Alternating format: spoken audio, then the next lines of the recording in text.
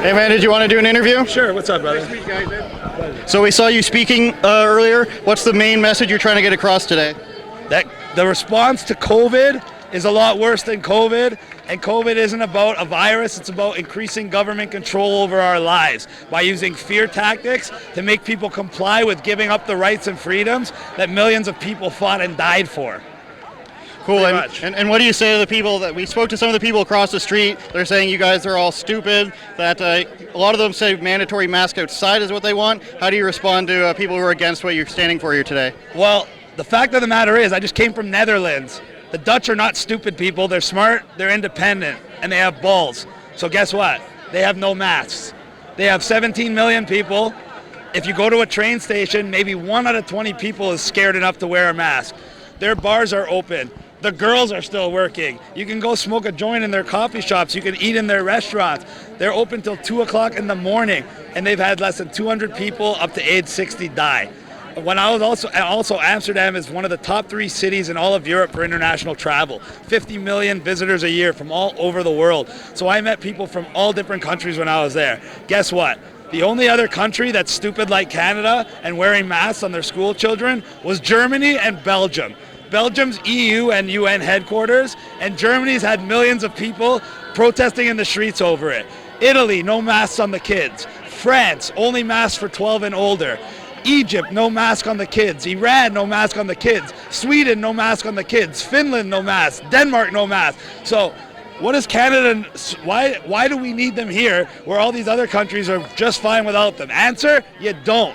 And when you have real world examples, that's the proof. It's that simple. You don't need a mask. The mask is about compliance because they know Canadians like to do what they're told. So if they tell you have to wear a mask, next they're going to tell you have to contact trace. Then they're going to tell you have to take the vaccine. And because Canadians like to do what they're told, they're hoping that everyone just complies. And then guess what, kids? Once you take your vaccine, like a dumb person that doesn't know any better, they're going to tell you, sorry, the vaccine isn't as effective as we thought it was going to be. So now you still got to wear your mask, still got to get contact trace, still have all the restrictions and social distancing, and still take your vaccine. And then what did you get out of all of this? You got a whole year where you weren't allowed to travel, your business was closed, they took your rights and freedoms, they forced a vaccine on you, and what happened? The same amount of people died. Everything is the exact same. And now they're going to put you back on lockdown and bring it all the way till July of next year so they can do the same thing again. Bring you from July, August, and September, getting you off lockdown, but just to bring you back on lockdown again. If you idiots haven't figured it out yet, it's a perpetual cycle that you never get out of. And it's a way to take your rights, your freedoms, close your business, take your wealth. Why? So you become dependent on government. Why? If you're independent, the government works for you like it's supposed to. If you depend on the government to give you a paycheck to feed your family every month because they closed your business on you, now the government doesn't work for you, the government rules you. So instead of a middle class, we have the government, upper class, and the lower class dependents that rely on the government to survive. In other words, we have a slave class, and that's what they're trying to do. It's that simple. All right, thanks a lot, Chris. Why didn't the cops shut it down today?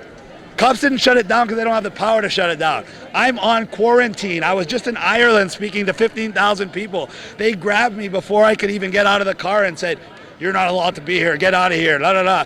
I said, "What are you going to do? Fine me? Arrest me? Go for it. Do it right in front of everybody so I can challenge it, make it public, challenge it with all the different charter of rights and freedoms that you're breaking under these emergency laws that you do not have demonstrable justification to uphold, and then I will win. Everybody will know your laws are bullshit, and this whole charade collapses."